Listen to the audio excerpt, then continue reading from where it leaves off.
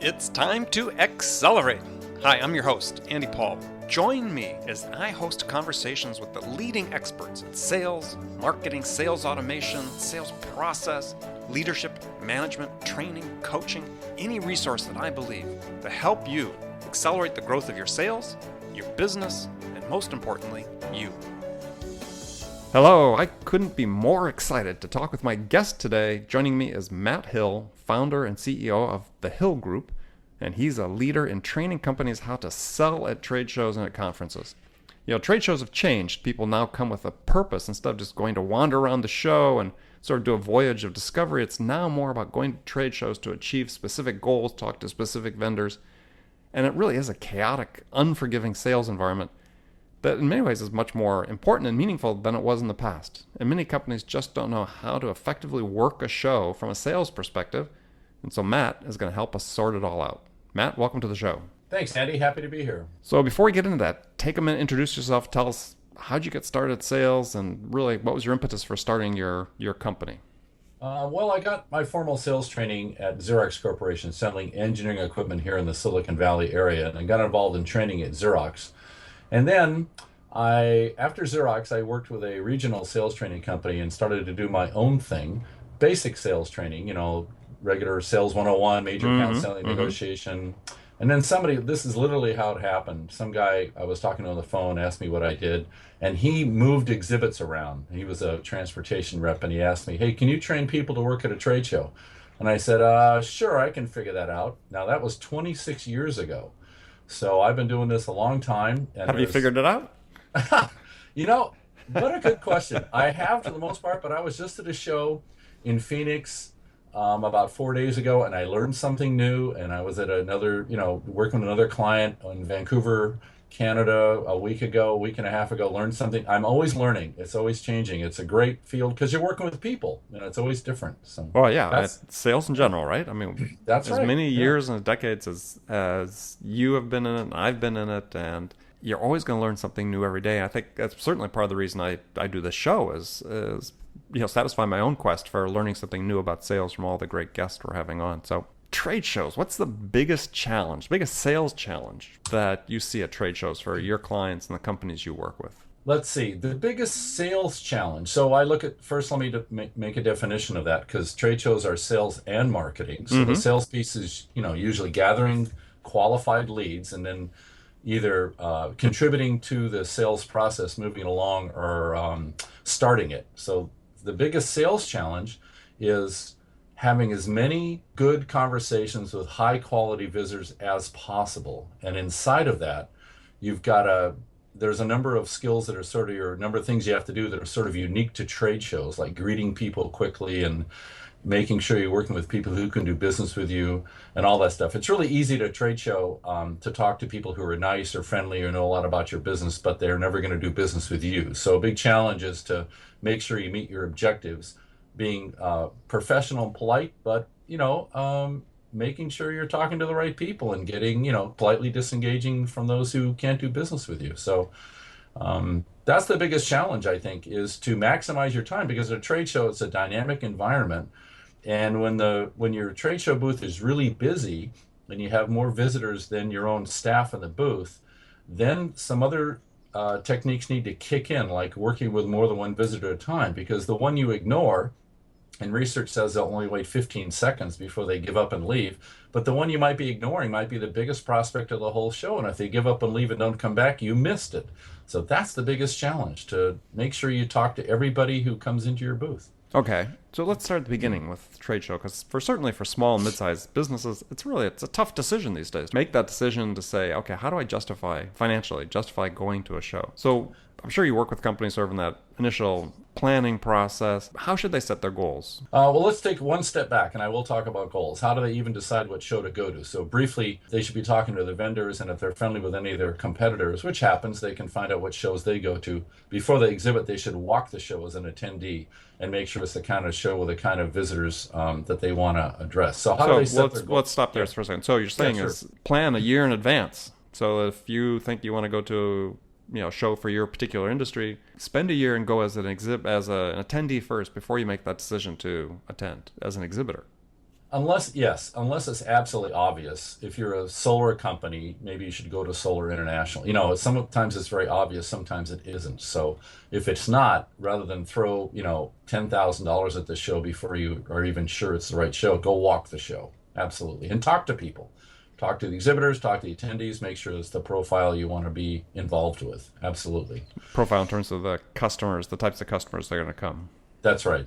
And exhibitors, you don't want to be the only exhibitor with a product that's not applicable to that industry or that part of that industry, and you might make a mistake. So that's what I recommend. But Okay, so sometimes once it's you've really set, once obvious. you've sort of decided, okay, this is the show I want to go to, then setting their goals and their plan for the show. That's right. And goals, the ones you can count. So the sales goals are qualified leads, and not and if you want to give away the Ferrari, you'll get everybody to come by and you can scan their badges or whatever, and you will. But what you want are qualified leads. Now, inside the gross amount of leads, if you give away a Ferrari or have some great giveaway, you'll find qualified leads. But a goal, it's a hard thing. If you've got 5,000 attendees, can you get 500 qualified leads? That's tough. So I'm not even sure 10% of the attendees is a good goal, but you need to set the goals. If you don't know, if it's your first time at the show, set something modest that you can achieve. Maybe say it's a 3-day show, there are 5,000 attendees. Say you want to get, 200 good leads or something. And inside of those leads, if the timing is just right, then you call them hot leads. The hot leads are, leads that want something right away within 30 days or 60 days, depending upon your sales cycle, something very, very soon. So that's good goal setting. Other companies I know, clients I've worked with in the past, they also have goals for number of appointments with the media, because there's a big media presence at most shows. So PR interviews, media interviews. And then they have sales meetings, whether they have conference rooms in their own booth or conference rooms off the show floor or in hotel rooms. They might have a goal for the number of actual sales meetings. If you're selling off the show floor, which a number of companies still do, some shows are still order writing shows, then you need to have a revenue goal. Again, be modest, set the benchmark. And then if you decide to go to the show again next year, you can have a real number to work with rather than just a guess. So that's my goal setting advice. Okay, so I'm going to break it down just a little bit. So the first goal was you understand from past years how many attendees they expect to receive. And Yes. so you're going to set a goal for the number of leads that you want to receive based on some percentage of the number of attendees. Yeah, and I often ask my clients, is everybody who walks through the door a potential client? And I was just at a show that the answer was yes, but the answer is often not yes, because the show is not that specific and the attendees are not that specific. So you've got to take that into account. But something modest, 5%, and I would work the goals out with the sales team. If you're in marketing, if you're in sales, work it out with a marketing team. You need to collaborate because this is a marketing event, usually produced by marketing. So they need to be on board with whatever goal you set. And that's raised up an interesting question. That's right. Is really who owns the show? So it's really marketing, you're saying, that really owns it. Marketing typically owns the show. It's often staffed by salespeople, but usually a mix of salespeople, product managers, maybe some engineering types if it's a technical show, certainly people from marketing. So the person producing this show is usually an event manager, trade show manager. None of the staffs work for them, so they just need their cooperation. It should be as if they're working for the marketing person, or even salespeople. It should be as if they're working for that trade show manager for the next 3 days. So they set the stage for the sales. They have all the products, the right people. The booth should be good, the graphic sign, and it should set the stage for the salespeople. And they can go and, get all the leads they can. But that's usually what the case. That's usually how it's structured. Right. And so to achieve a specific goal in terms of getting enough people through the booth, generating the traffic you need within the show to come through your booth, do companies rely on having this type of, the giveaway, the Ferrari or whatever? I mean, is that sort of a standard? Well, my general advice is if you're new to the show, give something away just to get noticed. So if people don't know who you are, you're new to the industry, or as you said, new to the show. Right. I would say do that. Do something. Do a nice giveaway. The most useful giveaways are still pens and mugs, but you might want to step it up and give away something better, or have a raffle, like raffle off an iPad or some new an iWatch or something interesting. Driving people to the booth, that is also a function of where you are on the show floor. So first time at a show, you're not in a good position because your space selection is based on seniority and how much money you spend advertising. So Depending on the size of the show, if it's a small show, it's not that important. A big show, you're way in the back. You need to get people to the back, so you need to do something to get them there. Absolutely. And the giveaway is more effective than having people serving sort of as barkers standing at the door to the convention hall saying, "Hey, come to our booth way in the back." Yeah, that's also you actually I think you have to pay to do that. I'd rather have you spend the money on the booth. You might do some pre-show mailers to the rent the attendee list and send out a mailer advertising your raffle and your products, of course, and then wait. You're basically trying to attract people. That's the big marketing part. So marketing is responsible for getting people to the booth, and the salesperson's job starts once they get to the booth. And let's talk about that for a second. So then you talked about various techniques that you use to help engage people when they visit the booth, because you have, as you said, 15 seconds to engage them. So talk about that first moment of somebody walking in the booth. What's their expectation as a visitor, and really what should be the most appropriate and effective response for the salesperson or the marketing person, whoever the rep is in the booth? Well, that's a good question. So I like to give the overall strategy for the staff, and like I said, mix of salespeople and product people is treat the booth like your own home. If someone knocked on your door, you wouldn't wait 2 minutes to open it. So I don't like the staff to stand around in close circles talking to each other or in any other way give somebody any reason not to come up and talk to them. That means staying off your phones, not playing on the computers or whatever. So you're all aware when someone walks in the booth and you approach them quickly, openly, and greet them, and you don't get right down to business. You can welcome them. You can ask about the conference session if there is one at the show. You can also just ask what brought you to the booth today. So good open-ended question. You really need to feel like you're happy they're there. I mean, trade shows are a great place to sell and market. You've got the great combination of staff and products and all that stuff. So feel like it's a great selling and marketing environment. Treat it like that. Greet people quickly. Be ready with some opening questions. What brought them to the booth? What kind of business they're in? Those are all reasonable. And in fact, when you greet them, I encourage people as they get closer to the person, just as they're walking up to them, even if it's only a couple of steps, pretend like they do not have a badge on. In North America, you need an attendee badge, usually on a lanyard, and don't just stare at the badge. It's not personable. It's a little bit rude, actually. So as you get close to them, just look them in the eye, act as if they don't have a badge. Once you greet them, you can go to the badge, say, "Oh, you're from so-and-so, or from this part of the country," and try to find some areas of commonality to start the conversation with. So great advice there is let's go back and talk about body language. Too often in booths, you say the people staffing the booth are, if there's no one right there at the time, they're congregated together, forming a little tight circle, and when somebody comes by, they see that, they feel like they're excluded. And you want to make sure that your people are facing outward.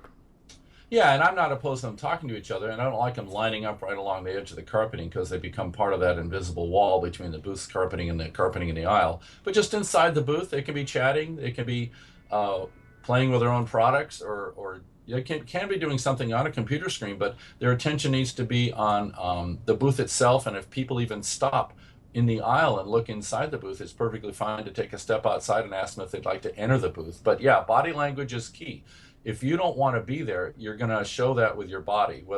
And I'm not opposed to just crossing your arms if you have a smile on your face. But if you don't want to be there, you've seen people in the booth who don't want to be there. They have a scowl on their face. It's like they think it's wasting their time. But in high technology, or I do a lot of business there and in healthcare and things. In high technology, it's about $700 to $800 an hour per person to have someone in the booth. These are expensive. So you need to be on your toes the whole time. You need to greet people quickly and act like you want to be there. I mean, there are great customers found at trade shows. And it might be the only time during the year where even an existing customer gets some face time with one of your people. So much business is done via email and over the phone now that this is a great opportunity and a responsibility to have some face time with these people. You need to take that seriously and take advantage of it.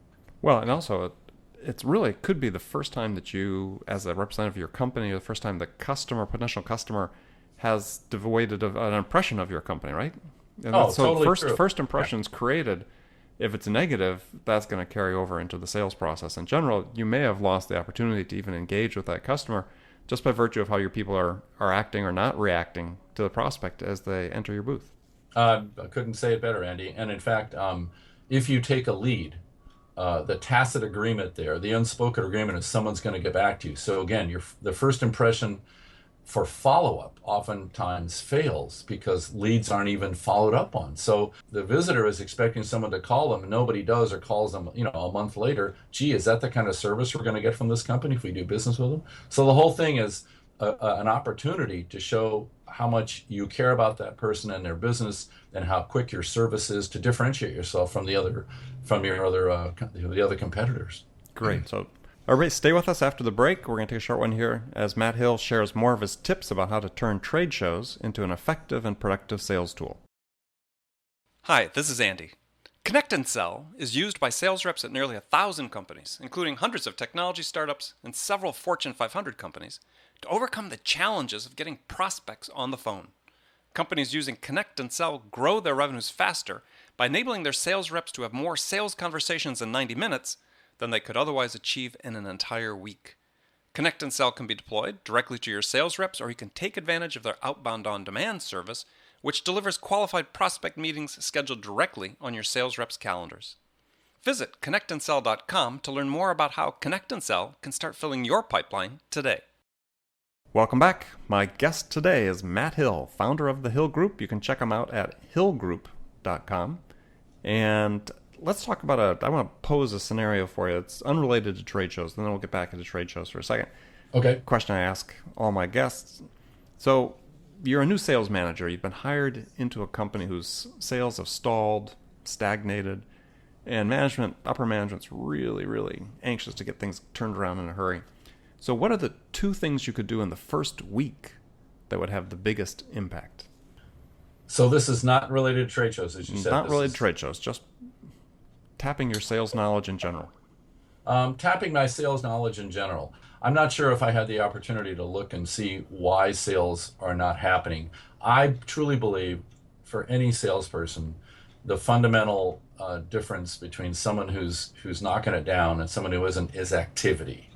And whether you're on the phone, you're at a trade show, you're knocking on doors, you're emailing, activity counts. So I would look at activity first and ramp up the activity. I also think attitude counts hugely. If people are disgruntled, if their confidence is low, that will greatly affect how they come across and actually how much work they do. So raising attitude is not as easy as just upping activity.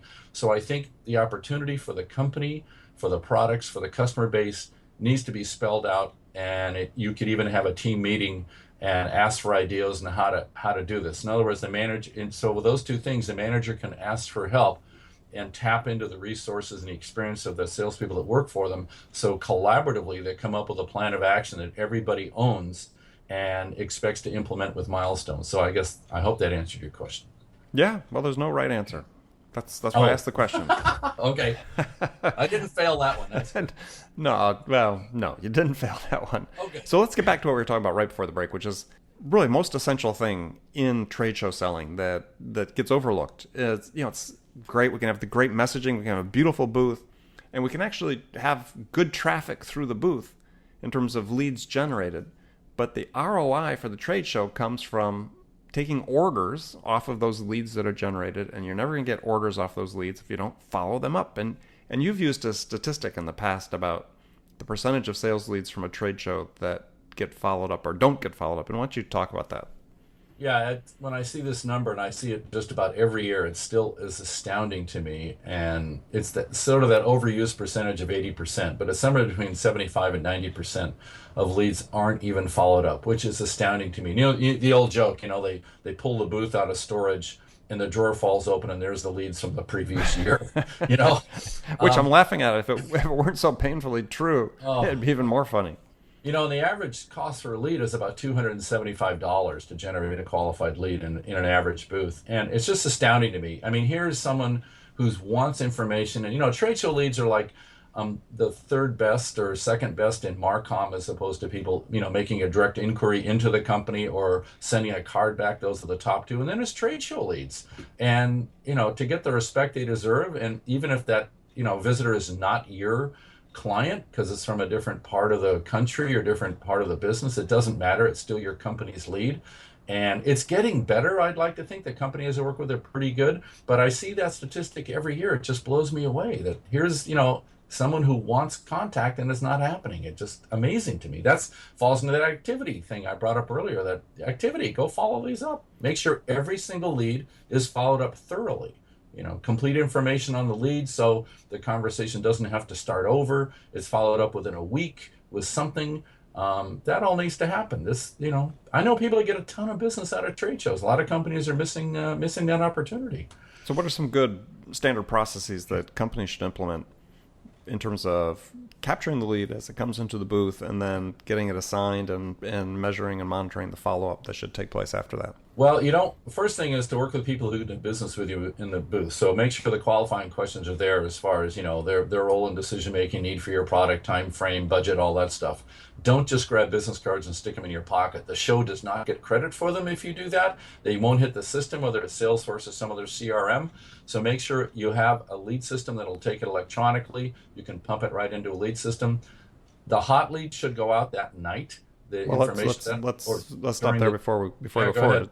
So I don't know if you can give an example of a brand name, let's say, of a company that or a system that you can put in a booth that I guess you'd say you're scanning the badges, let's say, when they come in, and that information's being then captured in a file, which you can then upload to your CRM system. Yeah, well, the easiest one is every show has a vendor for that, and you can just rent the equipment. Okay. Every show. So you can do that. There are independents like New Leads and a bunch of others, Lead Wizard and things like that. You can just go search for lead capture equipment, and you can rent from them or you can buy from them if you do a lot of shows and it makes sense to do that. But it's really key that you do that and you put your qualifiers in there. I know clients that get a great open rate, I think it's crazy number, like 30-40% open rate if they send out information during the show. So someone leaves your booth after having their badge scanned, and in 20 minutes they get an email from you.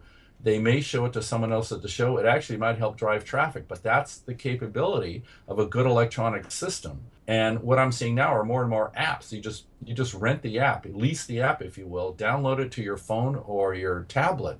So everybody in the booth can take a lead. Everybody's using the same software, and you can send documents from it. You can do all that. That part really has gotten automated. So don't stuff business cards in your pocket, and get back to people very quickly. Obviously, that's the message. And if you can target your follow-up, your fulfillment piece, and just don't send them every brochure you have. So that's why you ask good questions and make them, you want to give them a different experience in your booth, a targeted personal experience, not just a generic experience. So the follow-up should be the same, a personal follow-up. That's differentiate yourself and do that, and you'll come across as very different. Yeah, and I can't stress that enough for companies and sales leaders that are listening to this, marketing people, is that, send that first follow-up immediately while they're still at the show. They may show it to colleagues that are at the show with them. That's right. As you talked about, they'll come back to the booth so you get a chance at a second or third engagement in person while they're still at the show. That's right. And you're going to find that those deals are going to close at a much higher rate than those that you just follow up with afterwards, because the sales follow-up tends to be fairly spotty. And that's a subject for a whole nother show that we've had about the sales lead follow-up, and we'll talk about that again more in the future. But really important, you get the leads into your system immediately and that they're assigned.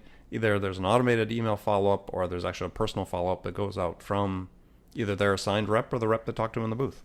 Yeah, there needs to be some accountability for that. One thing I want to bring up too, a lot of people go to the show thinking they need a new product, they want to upgrade or something, and they'll walk away from the show with like 10 vendors they want to continue to investigate. You want to be one of those 10. And a lot of people go to the show already have whittled down their list of preferred vendors to 2 or 3. And if you're on that list, you definitely want to get the business, and it could happen relatively soon. So these things are really important. It doesn't matter what people look like or anything. You got to ask those questions and nail it down, and you'll get the business. I mean, I've seen it happen over and over. I've seen deals lost because someone's rude to a visitor in the booth, or they don't care about them. They don't recognize their name or their company. And, it's just a really big mistake. This is a great opportunity. You can have, a dozen good conversations a day, probably more, 20 good conversations a day in a booth at the right show. And if you're in field sales or telemarketing, inside sales or something, you may not have those kind of conversations in one day, especially in the field. You're going to make 2 or 3 sales calls. So it's really, it's a great even the typical inside sales rep maybe has 2 or 3 Yeah. substantive sales conversations a day. So, yeah, it's a huge multiplier. And, It totally is. Yeah, it totally is. well, and it speaks to an issue. It's well worth having, I think, it's well worth having good people in the booth. It's not a penalty box to send people to that, the lowest level people in the company, people that say they're, don't have anything else to do, so let's send them to a trade show. These are selling environments. Have good people staffing your booth. Well, it's a good friend of mine, Andy Paul. He wrote this book, Zero Time Selling and Amp Up Your Sales. Maybe you know him, Andy. I think it's I've heard you. of him, yes. And, yeah. And I tell you what, your book fits beautifully into the trade show environment with putting that person in the booth who has great product knowledge, because you don't want them to say, I'll get back to you, or we'll get back to you. Look at the experience the visitor's going to get. They're greeted quickly. They feel like they're welcomed. The conversation or the presentation, demo, whatever, is targeted to exactly what they care about. The person knows enough to go enough through the sales cycle to have them want some follow-up, because really that's the objective. A lot of times you're not going to write an order, but you want them to be interested enough to agree to some follow-up. And that's what the stuff in your book says, and I totally agree with that. And I've changed my opinion on that. I would say you can send a variety of people. Yeah, you can, but you really want product knowledgeable people in the booth. You really do. Excellent. Okay, we're going to jump into the last part of the show here today.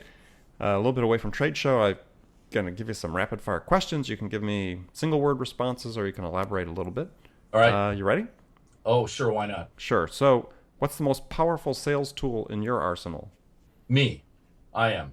Who's your sales role model? Lately, frankly, I know it's embarrassing. It's been you. That's the best sales book I've read in 20 years. Seriously, you're just cutting. I'm not making this up. I'm not. I thank talk you. about your stuff all the time. I do. We'll have you back on the show. I'll get the same fee, I hope. Yeah, the same fee, right? The exact same fee, as a matter of fact. Yeah. So, your favorite music to listen to psych yourself up for a sales call? Oh.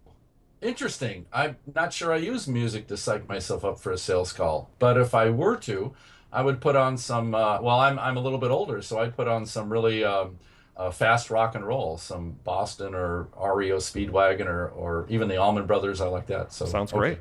Yeah. What's the first sales activity you do every day? First sales activity I do every day is look at my calendar. Yeah. What's my to-do list? That kind of thing. What do you do to keep fit and healthy? Oh, well, I ride a mountain bike a bunch of times a week, and I play tennis. I stretch out every morning. I definitely keep that part of my life balanced, so I feel good and have a lot of energy. And the one question you get asked most frequently by salespeople? Did I get asked most frequently? Yes. Oh, wow. Because depending on what they're selling, the question could be different. The one question I get asked most frequently by salespeople is maybe, what do I do? Yeah. Yeah. That's a good one. So, all right. Well, that's good. Well, we've had a great show talking about trade show selling with my guest, Matt Hill, founder and CEO of the Hill Group. Matt, how can people get hold of you? Oh, well, hillgroup.com, and then it's mhill@hillgroup.com. Is that what they need? Sounds great. Hopefully they can get hold of you. Yeah, and sure. I want to thank you so much for being part of the show. And remember, everybody who's listening, make it a part of your day every day to deliberately learn something new, like Matt talked about today. Learn something new to help you accelerate your sales. And if you listen to the show today, I believe we helped you with that. So until next time, this is Andy Paul. Good selling, everyone. Thanks for listening to the show. If you like what you heard and want to make sure you don't miss any upcoming episodes, please subscribe to this podcast on iTunes or Stitcher.com. For more information about today's guest, visit my website at andypaul.com.